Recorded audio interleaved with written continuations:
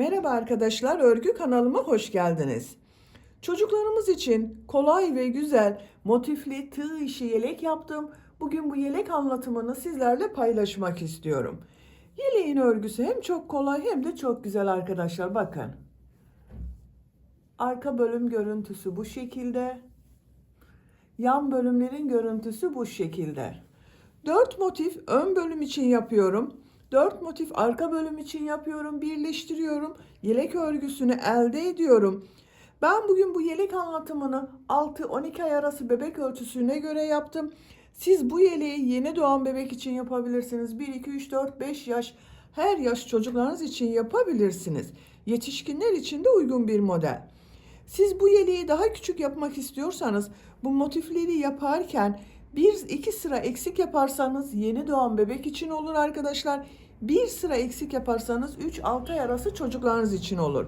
Daha büyük çocuklar için yapmak istiyorsanız bu motif sırasını daha fazla yapmanız gerekir. 1-2 yaş arası çocuk için yapmak istiyorsanız motifleri birleştirdikten sonra bir sıra daha çevresinden 4 motif çevresinden model yaparsanız 1-2 yaş arası çocuklarınız için olur. Yelek örgüsünün yan bölümlerini bakın birleştirdim, kol bölümlerini açıkta bıraktım. Bu bölümlerde yırtmaç bölümü elde ettim arkadaşlar. Bakın çok şık bir yelek oldu. Yelek örgüsünde iplik olarak ben bugün pembe renk iplik kullandım. Bakın bu renk bir iplik. Kullandığım iplik üzerinde 100 gram iplikte 330 metre var. Bir yumak iplik kullandım arkadaşlar. Ben bugün pembe renk iplik ile kız bebek için yaptım. Siz tercihinize göre farklı renkli iplikler kullanarak erkek bebekleriniz için yapabiliriz. İstediğiniz renk ve marka iplikleri kullanarak bu yelek örgüsünü yapabilirsiniz. Yeşil renkli bakın bu şekilde bir yeşil renk kullandım. Koyu renk pembe kullandım. Siz tercihinize göre bu yelek örgüsünü her marka iplik ve renkleri kullanarak yapabilirsiniz. Ölçülerini videonun sonunda ölçüyorum. Oraya bakabilirsiniz arkadaşlar. Tığ olarak 5 numara 3 milimetre tığ kullandım. Benim elim çok sıkı değil. Yaptığım örgüler yumuşak oluyor.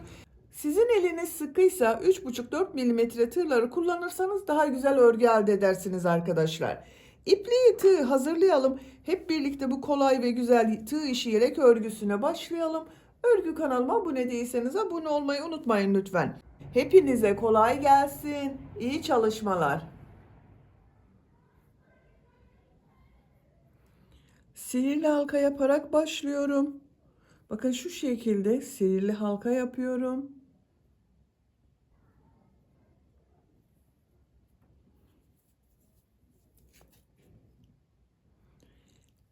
2 zincir yapıyorum. Bu sihirli halka içine 2 trabzan yapıyorum. Motif başlangıcını yapıyoruz arkadaşlar. Bu sıra başında yaptığım 2 zincirde 1 trabzan, 1 2 3 trabzan yaptım. 2 zincir yapıyorum. Buraya 3 trabzan yapıyorum.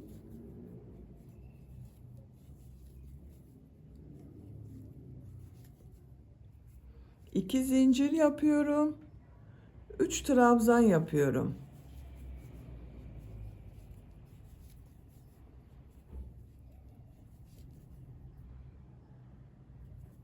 İki zincir yapıyorum. 3 trabzan yapıyorum.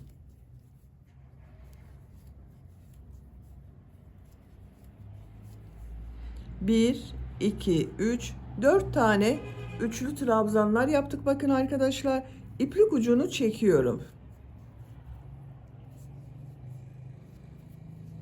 2 zincir yapıyorum. Sıra başında yaptığım bakın bu ilmek ile ilmek kaydırma yaparak birleştiriyorum. İplik ucunu şu şekilde tuttum. Bakın 1 2 3 4 yerde 2 zincir yaptık. Buralar köşe olacak arkadaşlar. İpliği kesiyorum.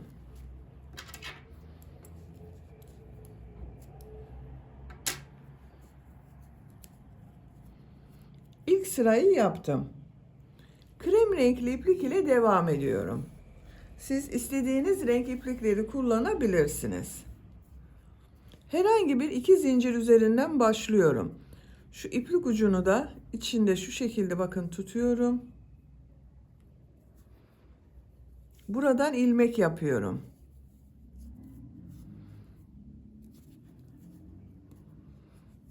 Üç zincir yapıyorum.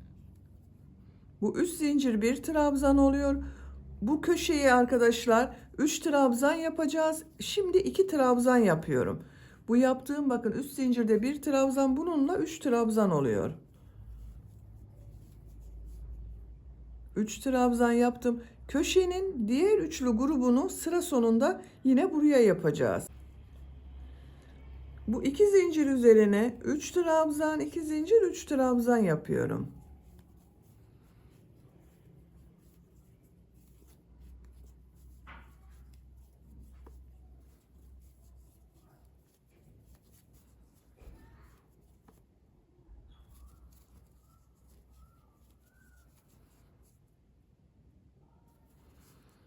Buraya da 3 trabzan, 2 zincir, 3 trabzan yapıyorum.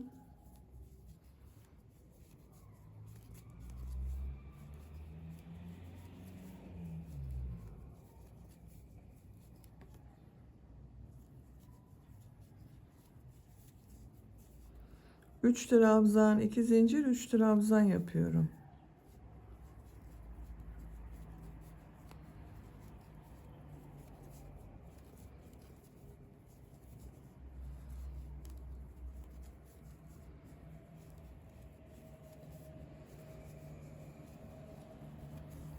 Bakın burada ve burada 3 trabzan, 2 zincir, 3 trabzan yaptık.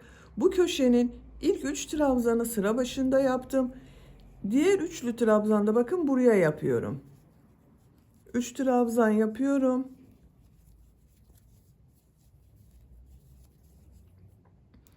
Tığ üzerine iplik alıyorum.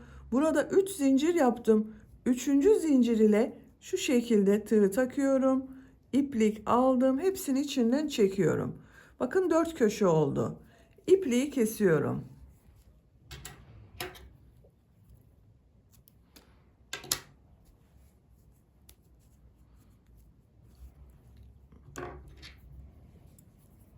İplik uçlarını şu şekilde temizliyorum.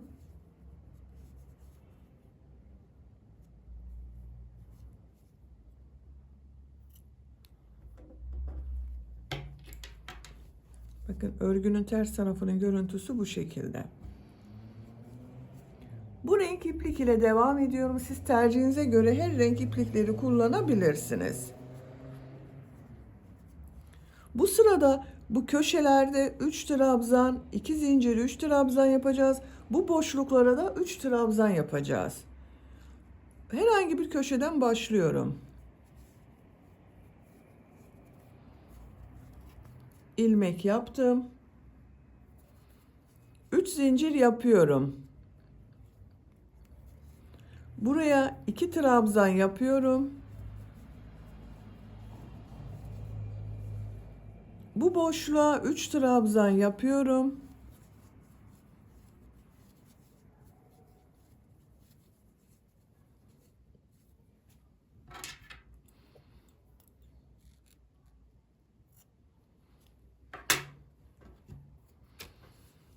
Bakın köşeye 3 trabzan, 2 zincir, 3 trabzan yapıyorum.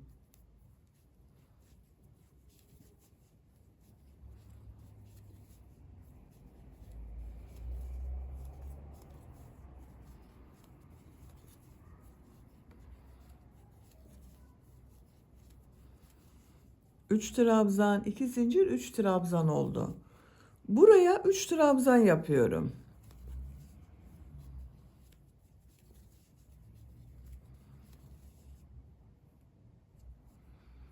Köşeye 3 trabzan, 2 zincir, 3 trabzan yapıyorum.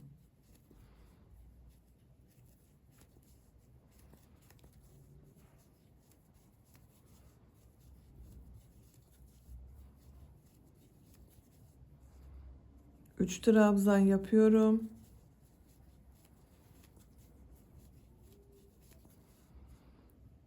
Üç trabzan, 2 zincir, 3 trabzan yapıyorum.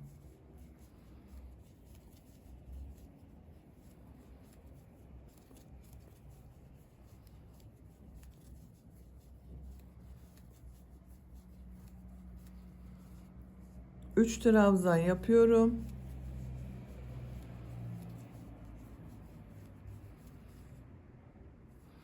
Bakın köşeye geldim. Köşede ilk 3 trabzanı sıra başında yaptım. Sıra sonunda da 3 trabzan yapıyorum. Köşe oluşturuyorum.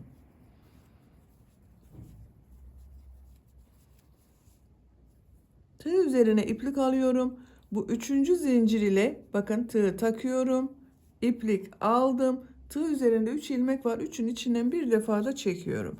Bakın diğer köşe bu şekilde oldu. İpliği kesiyorum.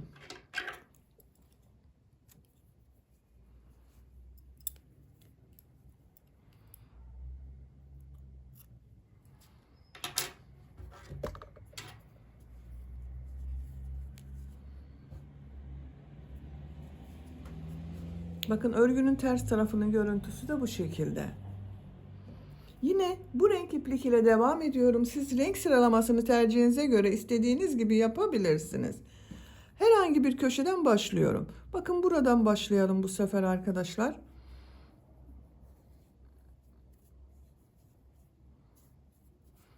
İlmek yaptım. 3 zincir yapıyorum. Buraya 2 trabzan yapıyorum. Köşenin ilk üçlü trabzanı bu.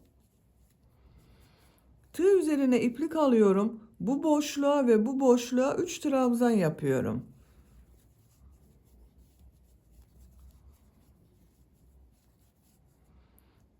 Üç trabzan yapıyorum.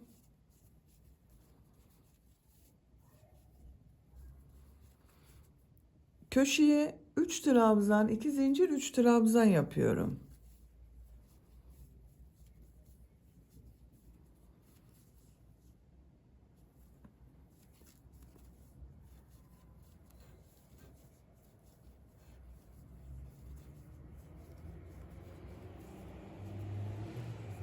Bakın iki köşe arasına iki yerde 3 trabzan yaptım.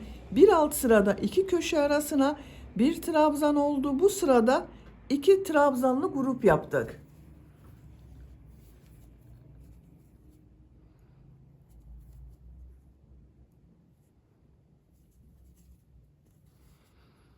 Buraya yine 3 trabzan yapıyorum.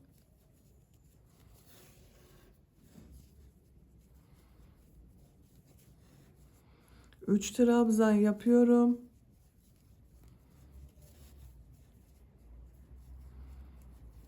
Köşeye 3 trabzan, 2 zincir, 3 trabzan yapıyorum.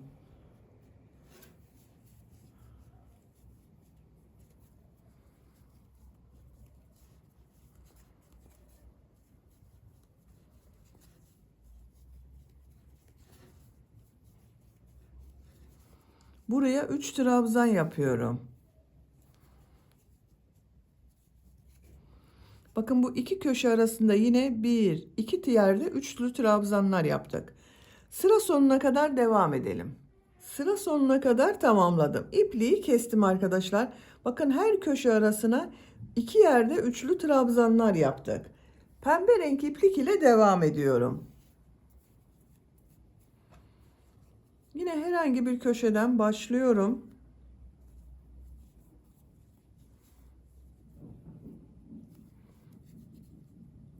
3 zincir yapıyorum. 2 trabzan yapıyorum.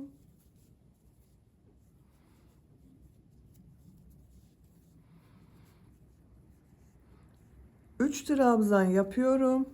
Bakın boşluklara 3 trabzan yapıyoruz hep.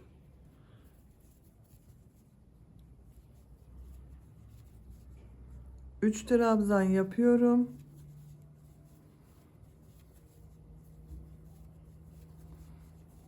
Üç trabzan yapıyorum.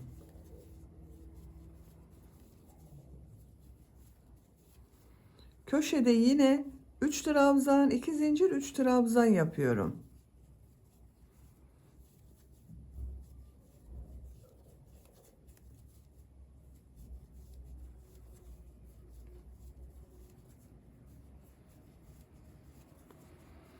Buraya 3 trabzan yapıyorum.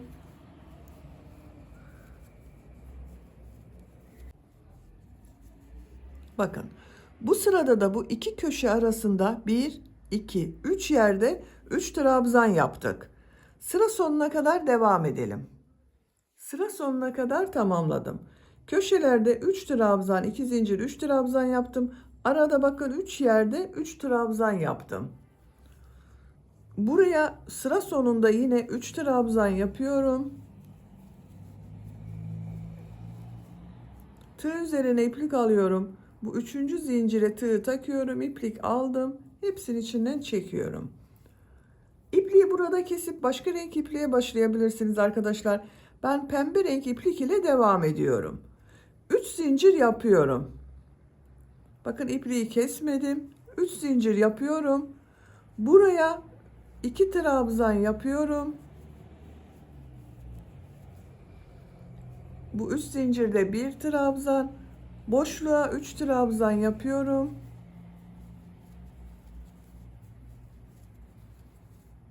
Üç trabzan yapıyorum.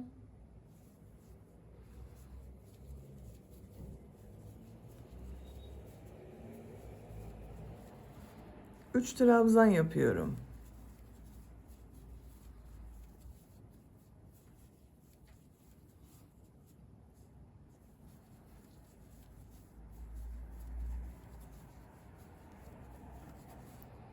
Buraya köşeye yine 3 trabzan, 2 zincir, 3 trabzan yapıyorum.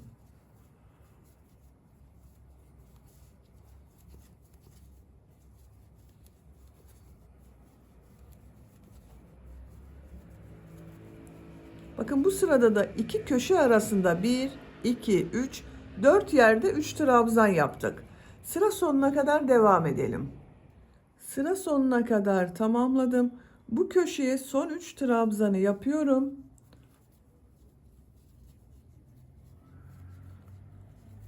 Ben motifte son sırayı yapıyorum arkadaşlar. Siz daha büyük çocuk için yapıyorsanız bir sıra daha bu şekilde devam edebilirsiniz. Ben bu sırada bitiriyorum. Son sıra olduğu için bakın burada 2 zincir yapıyorum. Bu ilmek ile bakın ilmek kaydırma yaparak birleştiriyorum. İpliği kesiyorum. Motif büyüklüğü bu şekilde oldu. Kaç santimetre olduğunu ölçüyorum. 10 santimetre motif genişliği var arkadaşlar. Dediğim gibi siz yapacak olduğunuz çocuğun büyüklüğüne göre bir veya iki sıra bu şekilde devam edip motifi bitirebilirsiniz. Aynı motiften bir tane daha yapalım. Bu motif ile birleştirelim. Bakın ben diğer motif örgüsünü hazırladım. 1, 2, 3 kenarı yaptım. Bu dördüncü kenarı sizinle yapalım. Buraya bir üçlü trabzan yapıyorum. Köşe bakın burası. Bir zincir yapıyorum. Herhangi bir köşe ile birleştirme yapabiliriz. Bakın bu köşe ile şu şekilde tığ takıyorum. İplik aldım, içinden çekiyorum. Bir zincir yapıyorum. Bu köşeye 3 trabzan yapıyorum.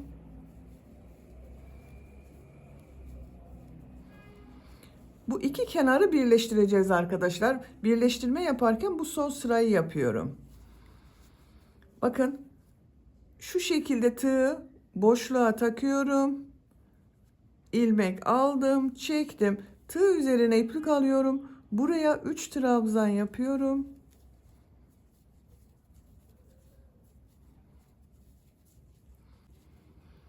Bakın bu boşluğa tığ takıyorum. İplik aldım. Tığ üzerine iplik alıyorum. Buraya 3 trabzan yapıyorum.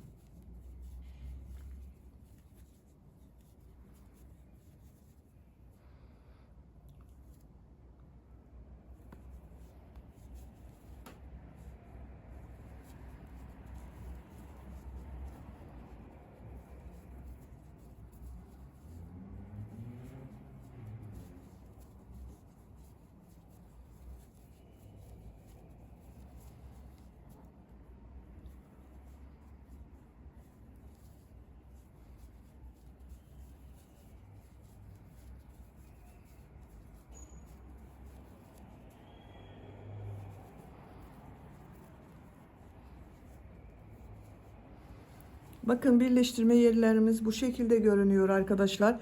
Şimdi köşeyi yapacağız. Bakın bu ilmek ile birleştirdim. Tığ üzerine iplik alıyorum. Köşeye 3 trabzan yapıyorum. Köşeyi birleştireceğiz. Bir zincir yapıyorum. Bakın bu köşede bulunan 2 zincire tığ takıyorum. İplik aldım, çıkardım. Bir zincir yapıyorum. Burada yaptığım üçlü grup vardı bakın. 3 zincirin 3. zincire tığ takıyorum. İlmek kaydırma yaparak bitiriyorum. İpliği kesiyorum.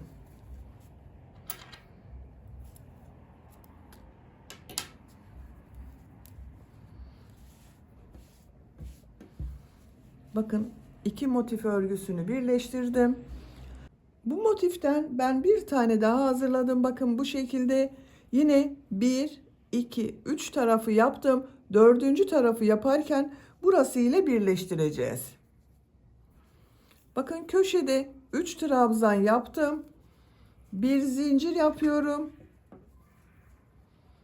Köşede bulunan 2 zincir ile şu şekilde birleştiriyorum. Bir zincir yapıyorum.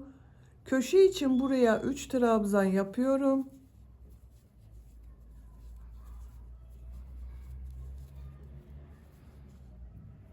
Bu boşluk ile bakın birleştiriyorum. 3 trabzan yapıyorum. Diğer motifleri birleştirdiğimiz gibi bunu da birleştiriyoruz bakın.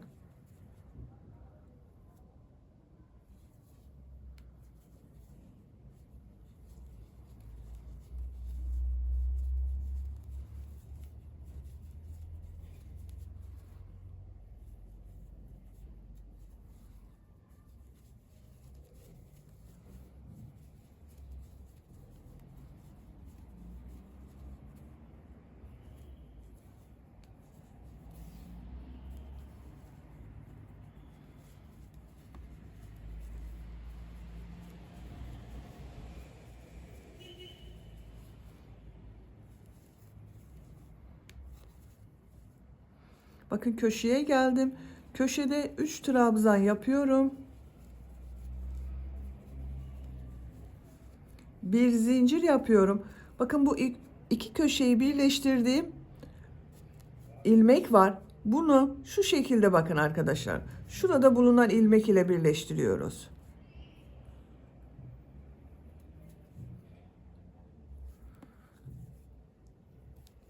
Bir zincir yapıyorum. 3 zincir ile ilmek kaydırma yaparak bitiriyorum. İpliği kesiyorum.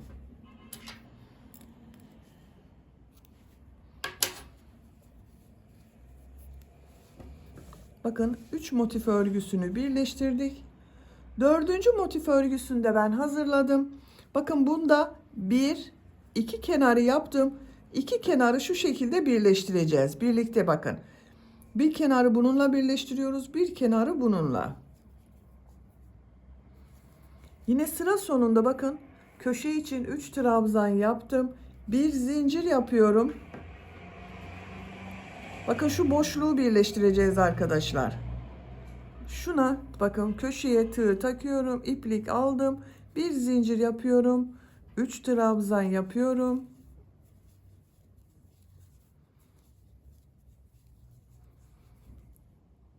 Bu boşluğa tığ takıyorum. 3 trabzan yapıyorum.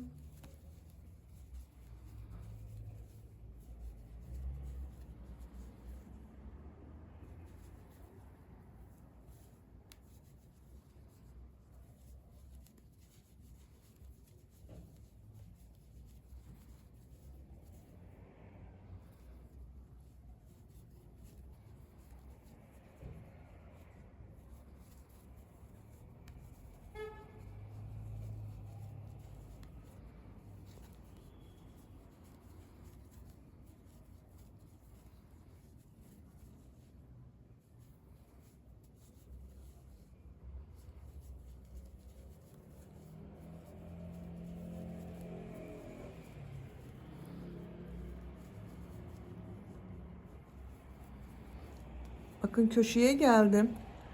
Köşeye 3 trabzan yapıyorum.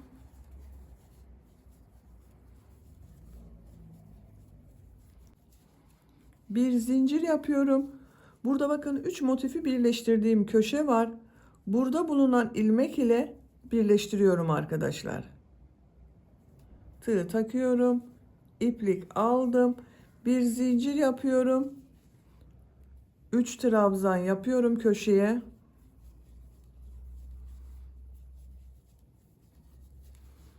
Bakın köşenin birleşim yeri bu şekilde oldu. Bu motif ile birleştirmeye devam ediyorum. Bu boşluğa bakın tığ takıyorum. İplik aldım. 3 trabzan yapıyorum.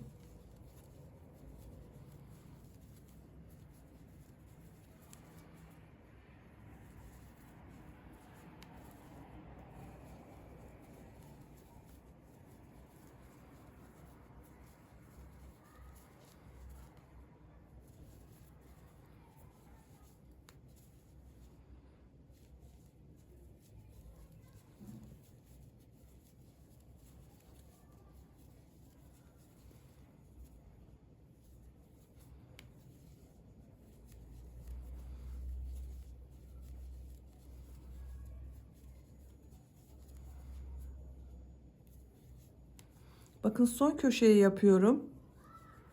3 trabzan yapıyorum. Bir zincir yapıyorum. Köşede yaptığım bu 2 zincir ile iplik aldığım içinden çektim. Bir zincir yapıyorum.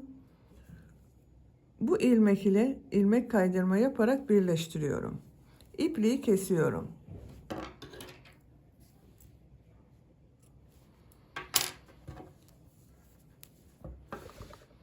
Bakın arkadaşlar 4 motif örgüsünü birleştirdik. Bakın çok güzel oldu. Şimdi çevresinden bir sıra daha yapacağız. Herhangi bir köşeden başlıyorum.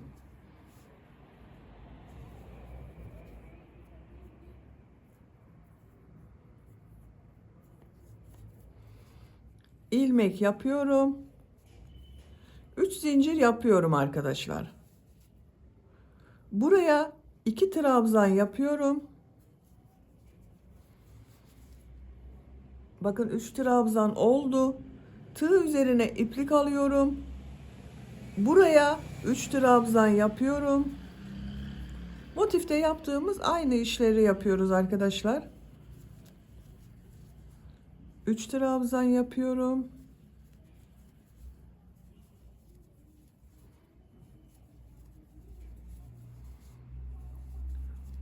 3 trabzan yapıyorum.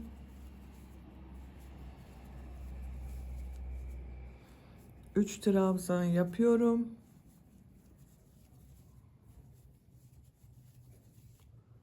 3 trabzan yapıyorum.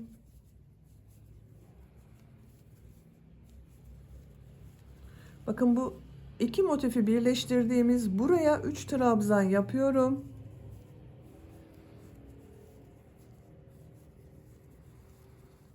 Buraya da 3 trabzan yapıyorum.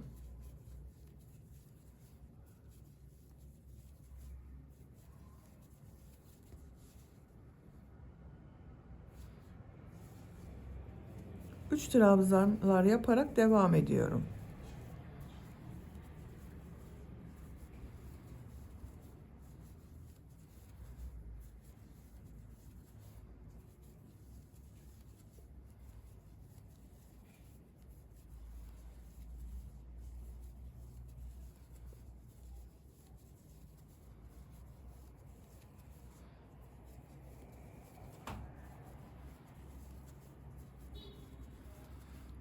Bu köşeye 3 trabzan, 2 zincir, 3 trabzan yapıyorum. Aynı motifte yaptığımız gibi bakın.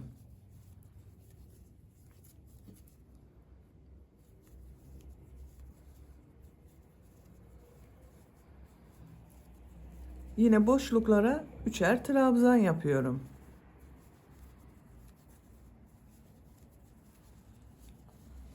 Bakın arkadaşlar. Bu iki motifi birleştirdiğim yerde bakın buraya ve buraya da 3 trabzan yaptım. Bu şekilde bir görüntü elde ettim. Köşelere 3 trabzan, 2 zincir, 3 trabzan yapıyoruz. Büyük bir motifi çevresini yapıyoruz arkadaşlar. Sıra sonuna kadar devam edelim. Bakın bu köşelerde yine 3 trabzan, 2 zincir, 3 trabzan yapalım. Buraya kadar devam edelim. Sıra sonuna kadar tamamladım. Bu köşe içinde bakın son üçlü trabzanları yapıyorum.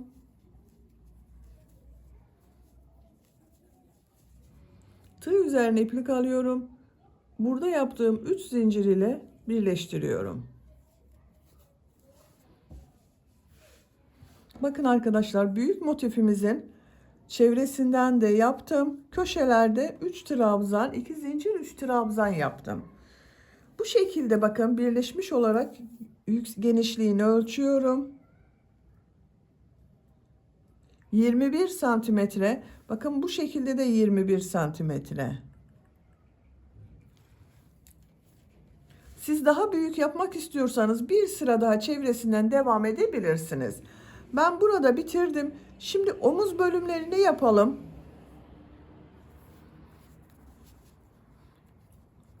Üç zincir yapıyorum. Buraya 3 trabzan yapıyoruz. Bakın bu 3 zincirde 1 trabzan.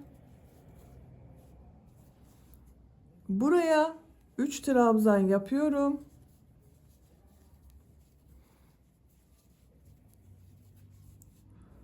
Üç trabzan yapıyorum.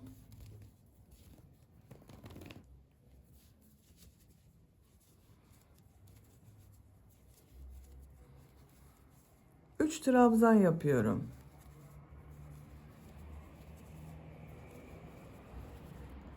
Bakın 1, 2, 3, 4 yerde 3 trabzan yaptım. Diğer tarafa da aynı yapacağız arkadaşlar. Siz daha büyük çocuk için yapıyorsanız bunu 5 trabzan sırası yapabilirsiniz. Bakın buraya da 3 trabzan yaparak buradan dönüş yapabilirsiniz. 3 zincir yapıyorum. Örgüyü çeviriyorum. Bakın bu 3 trabzanı atlıyorum. Bu boşluğa 3 trabzan yapıyorum.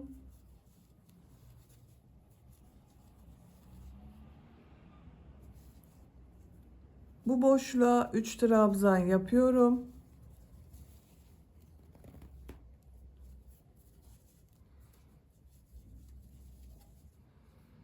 Üç trabzan yapıyorum. Tığ üzerine iplik alıyorum. Sıra başında bakın bu sıra başında yaptığım 3 zincir var. Üçüncü zincire tığ takıyorum. Trabzan yapıyorum. Bu sırada da bakın 1, 2, 3 yerde 3 trabzan yaptım. Sıra başında ve sıra sonunda boşluklar oluştu. 3 zincir yapıyorum. Örgüyü çeviriyorum. Bu boşluğa 2 trabzan yapıyorum. Bakın bu 3 zincirle birlikte 3 trabzan oldu. 3 trabzan yapıyorum.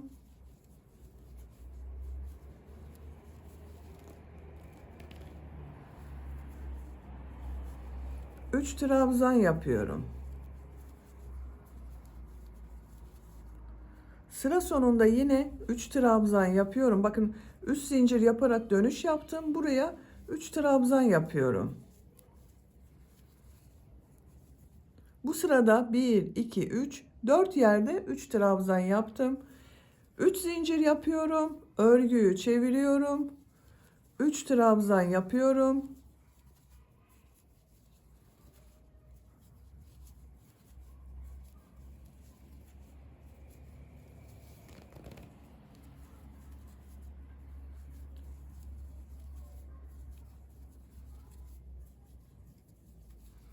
Bakın 1, 2, 3 yerde 3 trabzan yaptım. Bu zincir üzerine trabzan yapıyorum. Boşluk oluştu. 3 zincir yapıyorum. Örgüyü çeviriyorum. 2 trabzan yapıyorum. 3 trabzan yapıyorum. Bakın bu şekilde arkadaşlar. 1-2 sıra bu şekilde devam edelim. Yaka örgüsünü 7 sıra olarak tamamladım. 1, 2, 3, 4, 5, 6, 7. Santimetre olarak ölçüyorum. 5 santimetre yükseklik var arkadaşlar.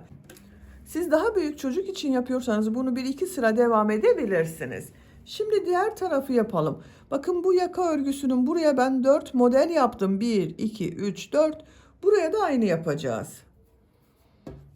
Nereden başlayacağıma bakıyorum. Bakın 1, 2, 3, 4. Şu ilmekten ipliği bağlıyorum.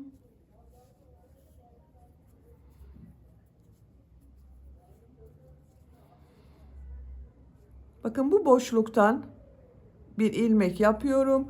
3 zincir yapıyorum. Buraya 2 trabzan yapıyorum.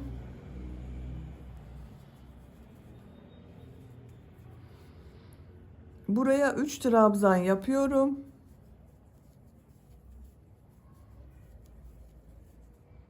Üç trabzan yapıyorum.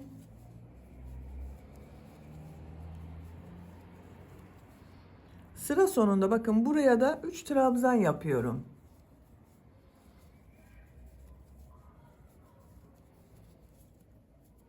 Bir, iki, üç, 4 model oldu. 3 zincir yapıyorum. Örgüyü çeviriyorum. 3 trabzan yapıyorum.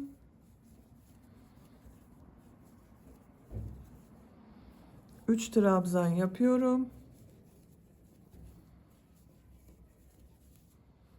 3 trabzan yapıyorum.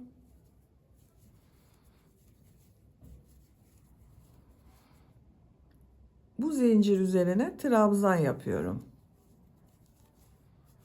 3 zincir yapıyorum. Örgüyü çeviriyorum. 2 trabzan yapıyorum.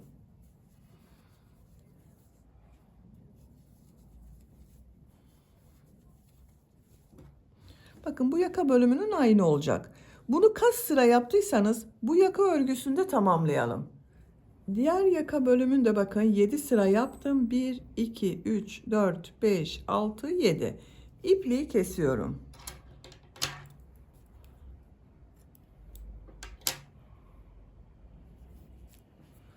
Bakın arkadaşlar ön bölüm örgüsünü tamamladım. Şimdi arka bölümü yapalım.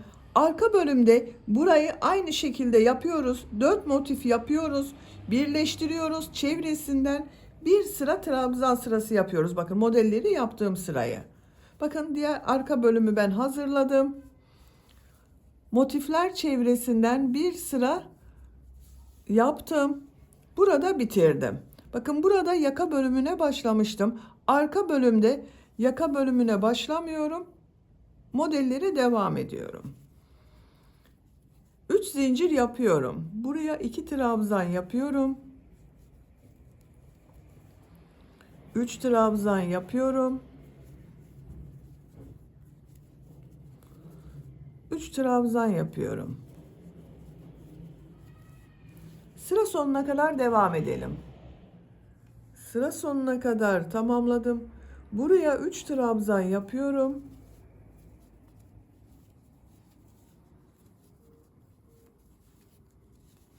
Bakın görüntüsü bu şekilde oldu. 3 zincir yapıyorum. Örgüyü çeviriyorum. Yine bu boşluklara 3'er trabzan yapıyorum.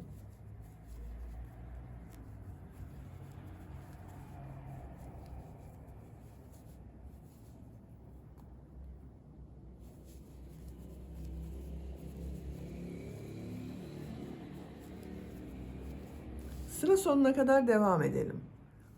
Sıra sonuna kadar tamamladım. Burada 3 zincir yaptığım bir trabzan var. Bu ilmeğe trabzan yapıyorum. Bakın burada da bir boşluk oluştu arkadaşlar. Sıra başında da 3 zincir yaparak bir boşluk yaptım. 3 zincir yapıyorum. Örgüyü çeviriyorum. Bu boşluğa 2 trabzan yapıyorum. 3 zincir ile birlikte 3 trabzan oldu. Boşluklara 3 trabzan yapıyorum. Arka bölümünün örgüsü bu şekilde birkaç sıra olarak tamamlayalım. Arka bölümü örgüsünü ben tamamladım. Bakın arkadaşlar bu 4 motifi birleştirdikten sonra buradan sonra bakın 1, 2, 3, 4, 5, 6 sıra yaptım. Motiflerden sonra sayalım. Bakın daha kolay sayabiliriz. Bu renklerden sonra 2, 4, 6, 8, 9. sıra. Ön bölüm örgüsünde bakın 1, 2, 3, 4, 5, 6, 7, 8, 9, 10. Bir sıra daha yapacağız. Bir sırayı yaparken bu omuz bölümünde bu yakada yaptığım bakın modeller ile aynı sayıda yapacağız. 3 zincir yapıyorum. Örgüyü çeviriyorum. Buraya 3 trabzan yapıyoruz. Bakın 2 trabzan yapıyorum. 3 trabzan yapıyorum.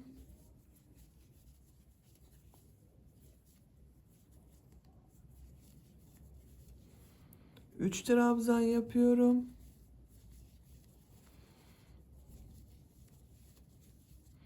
3 trabzan yapıyorum.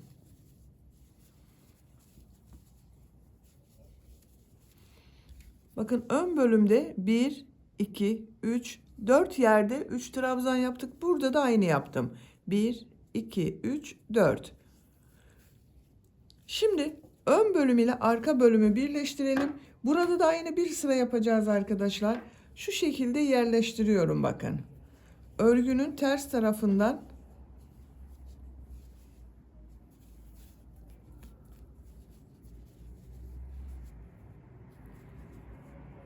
bu ilmek ile iplik alıp içinden çekiyorum. Bakın ilk ilmeği birleştirdim. İkinci ilmeğe tığ takıyorum. Karşıdan ikinci ilmeğe tığ taktım. İplik aldım. İlmek kaydırma yapıyorum. Üçüncü ilmeğe tığ taktım. Karşıdan bakın üçüncü ilmeğe tığ taktım. İlmek kaydırma yapıyorum.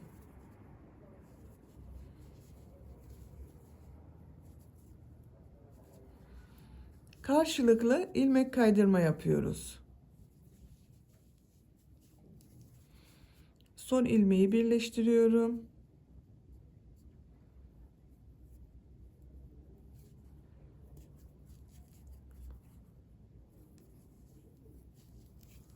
İpliği kesiyorum.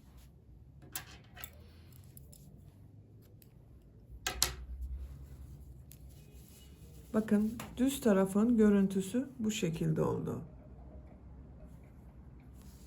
Şimdi diğer tarafta da aynı yapacağız. Bakın burada 4 model yaptım. Buradan da ayarlıyorum bakın. 1, 2, 3, 4. Buradan iplik bağlıyorum.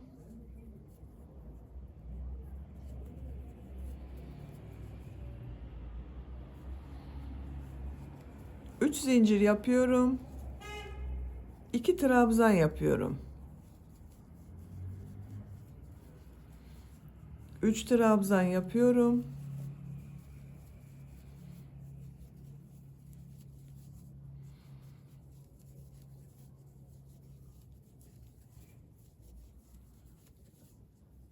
Üç trabzan yapıyorum. Bakın şimdi bunu burasıyla birleştireceğiz arkadaşlar. Yine örgünün ters tarafından.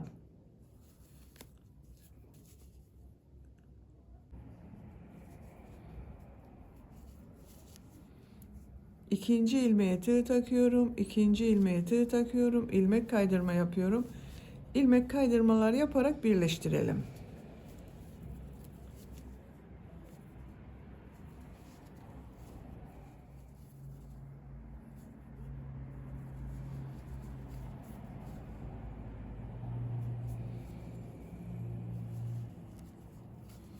Bakın birleştirdim.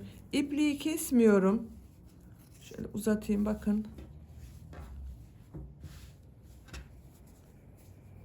Bu birleştirme yeri de bu şekilde oldu.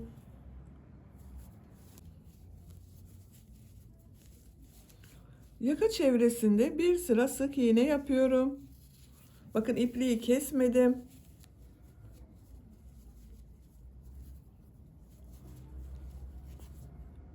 İlmeklere sık iğne yapıyorum. Bakın trabzan sırasına sık iğne yapıyorum. Sık iğne yapıyorum.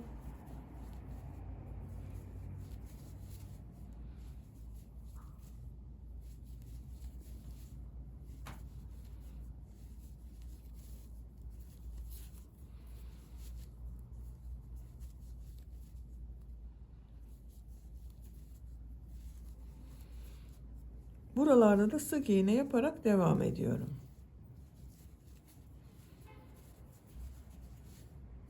Sıra sonuna kadar devam edelim. Sıra sonuna kadar tamamladım.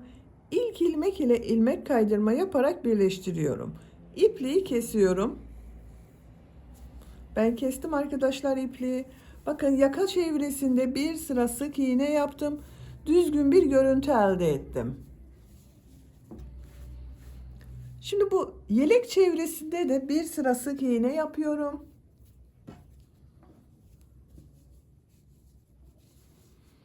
Bakın buradan başlıyorum. Şu ilmek var bakın.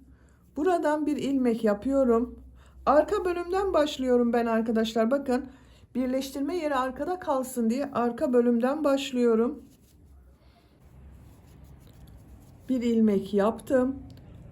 Aynı ilmeğe sık iğne yapıyorum. Sık iğne sırası yapıyorum. Her ilmek üzerine bir sık iğne yapıyoruz. Bakın bu köşeden sonraki ilmekten başladım. Bu köşeye kadar devam edelim. Köşeye kadar sık iğne olarak yaptım. Her ilmek üzerine bir sık iğne yaptım. Bakın bu köşede 2 zincir yaptığım yerdeyim. Bu 2 zincir üzerine 4 sık iğne yapıyorum. Yuvarlak bir görüntü elde etmek için 4 sık iğne yapıyorum. 4 sık iğne yaptım. Diğer ilmeklere bir sık iğne yapıyorum. Her ilmek üzerine bir sık iğne yapıyorum bakın.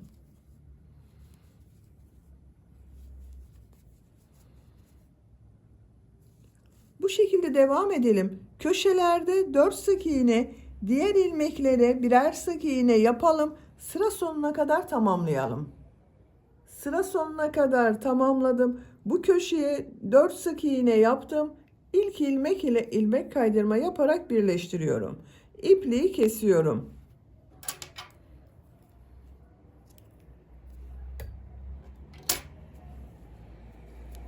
Bakın arkadaşlar çevresinden de bir sıra sık iğne yaptım. Bu köşelerde 4 sık iğne yaptım bakın.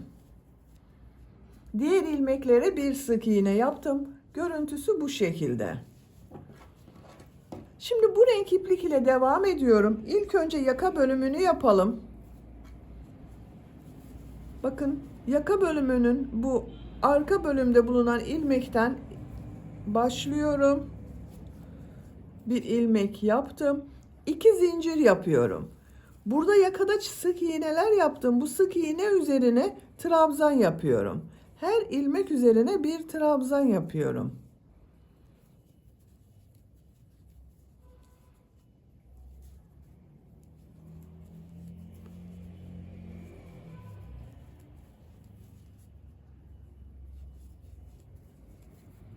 Bakın trabzan sırası yapıyoruz. Sıra sonuna kadar devam edelim. Sıra sonuna kadar tamamladım. Son ilmeğe trabzan yaptım. 2 zincir yaptığım bu ilmek ile ilmek kaydırma yaparak birleştiriyorum. Bakın arkadaşlar yaka çevresinde bir sıra trabzan sırası yaptığım görüntü bu şekilde oldu. Bu sırada yaptığım bu trabzanları bir düz bir ters boşluktan alıp trabzan yapıyorum. 2 zincir yapıyorum. İlk trabzan düz taraftan boşluktan alıp trabzan yapıyorum. Ters taraftan boşluktan alıp trabzan yapıyorum. Bakın şu şekilde tığ boşluğa takıyorum. Trabzan yapıyorum. Bakın tığ ters taraftan boşluğa takıyorum. Trabzan yapıyorum.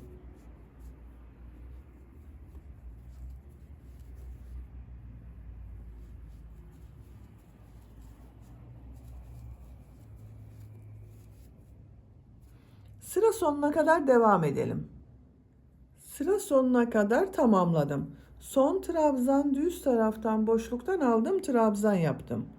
İlk ilmek ile ilmek kaydırma yaparak birleştiriyorum. İpliği kestim. Bakın arkadaşlar, bir sıra trabzan sırası yaptım. Bir sırada bir düz bir ters örgüler yaptım. Yaka bölümünün görüntüsü bu şekilde. Benim yapacağım ölçü için bu yükseklik yeterli. Siz tercihinize göre bir sıra daha bir düz bir ters örgü yapabilirsiniz. Görüntüsü bakın bu şekilde oluyor. Şimdi bu yelek çevresinde de yakada yaptığımız gibi bir düz bir ters örgüler yapacağız.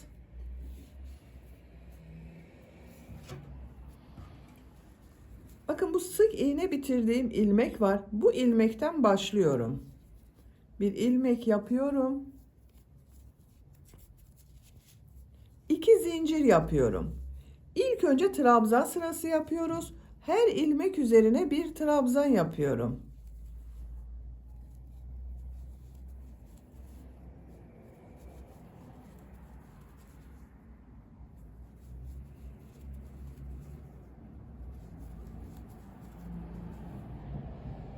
Sıra sonuna kadar devam edelim.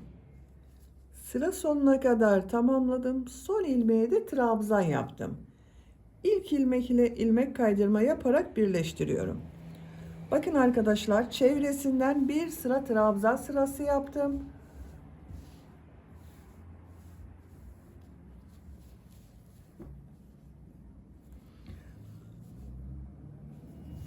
Bu sırada bu yaptığım trabzanları bir düz bir ters boşluktan alıp trabzan yapıyorum. 2 zincir yapıyorum. Bu ilk trabzan düz taraftan boşluktan alıyorum. Bakın şu şekilde trabzan yapıyorum. Ters taraftan boşluktan alıyorum. Trabzan yapıyorum. Düz taraftan boşluktan alıp trabzan yapıyorum. Ters taraftan boşluktan alıp trabzan yapıyorum.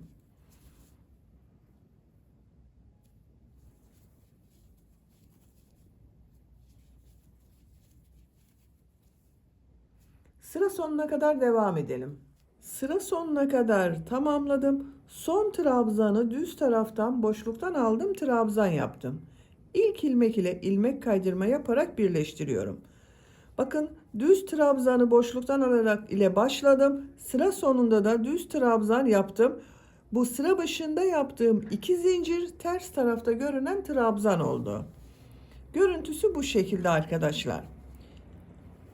Bu sırada bu yaptığım trabzanları nasıl görüyorsam o yönde boşluktan alıp trabzan yapıyorum. 2 zincir yapıyorum. İlk trabzan düz tarafta görüyorum. Düz taraftan boşluktan alıp trabzan yapıyorum. Ters tarafta görüyorum. Ters taraftan boşluktan alıp trabzan yapıyorum.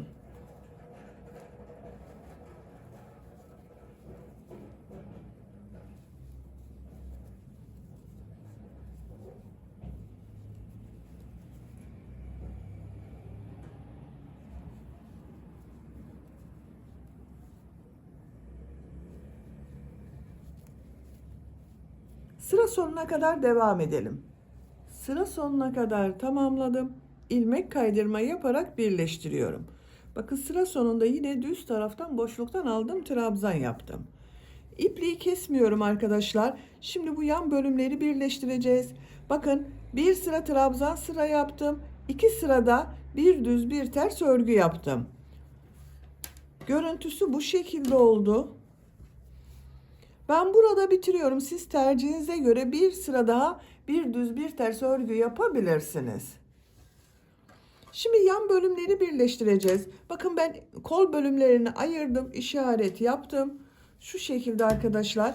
Bakın bu işaret yaptığım bölümleri kol bölümü olarak bırakıyorum. Diğer ilmekleri birleştiriyorum. Siz istediğiniz yerden kol ayrımı yapabilirsiniz. Kaç sıraya ilmek yaptığımı sayıyorum. Bakın omuz bölümüne şuradan, bakın bu tam omuz bölümünde arkadaşlar. 2, 4, 6, 8, 10, 12, 14, 16, 18, 20, 22, 24, 26, 27. ilmeğe işaret yaptım. Bakın arka bölümden de 27. ilmek işaretledim. Diğer taraflarda da 27 ilmek olarak işaretledim. Siz isterseniz daha yukarıda daha dar bir kol yapabilirsiniz veya daha geniş bir kol yapabilirsiniz. Santimetre olarak ölçüyorum bu yüksekliği.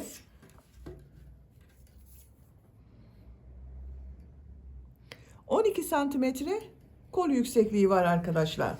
Benim yapacağım ölçü için yeterli. Şimdi yan bölümleri birleştirelim. Bakın ipliği kesmedim. Burada bekletiyorum. Şu şekilde örgünün ters tarafını çeviriyorum. Sık iğne ile birleştireceğiz. Bu işaret yaptığımız yere kadar. Şu şekilde tutuyorum. Bakın. Şu ilmeğe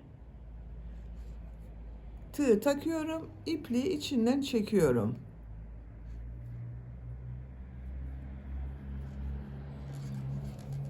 İlmekleri karşılıklı gelecek şekilde sık iğne yapıyorum. Bakın her ilmeği karşıdan alarak sık iğne yapıyorum.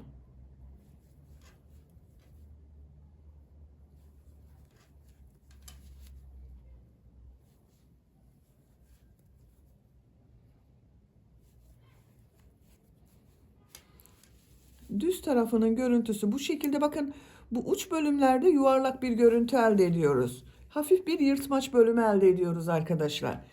Bu işaret yaptığımız, bakın kol için işaret yaptığımız yere kadar sık iğne yaparak tamamlayalım. Kol için işaret yaptığım ilmeğe kadar sık iğne tamamladım. Bu iki ilmeği de birleştiriyorum. İpliği kesiyorum.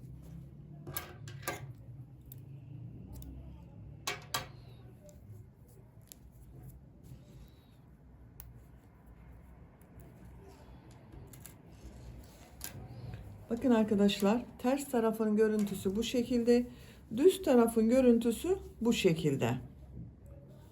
Şimdi diğer tarafı da birleştirelim. Diğer tarafı bu kol bölümünden başlıyorum. Bakın. Bu işaret yaptığımız yerde bitirdim. Diğerinde kol tarafından başlıyorum.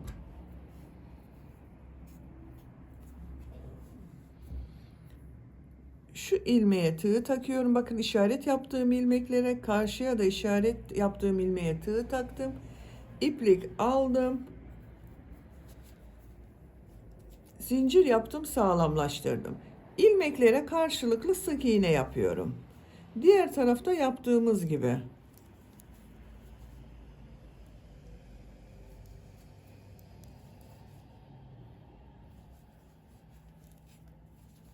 Bakın.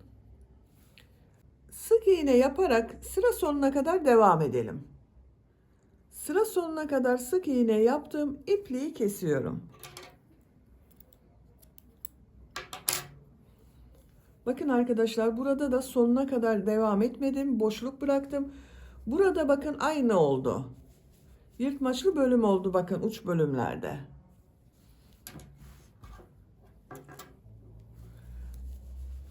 Düz tarafını çeviriyorum.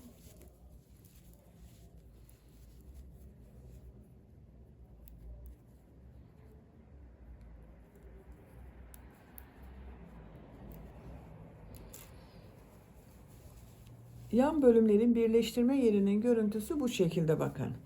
Çok güzel oldu arkadaşlar yelek örgüsü.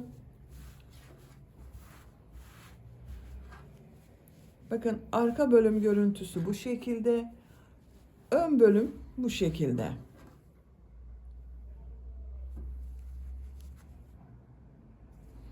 Bitmiş olarak ölçülerini söylüyorum.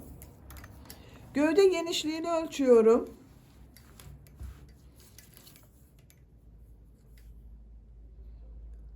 26 santimetre. Yüksekliğini ölçüyorum. Omuzdan uç noktaya kadar olan yükseklik 29 santimetre.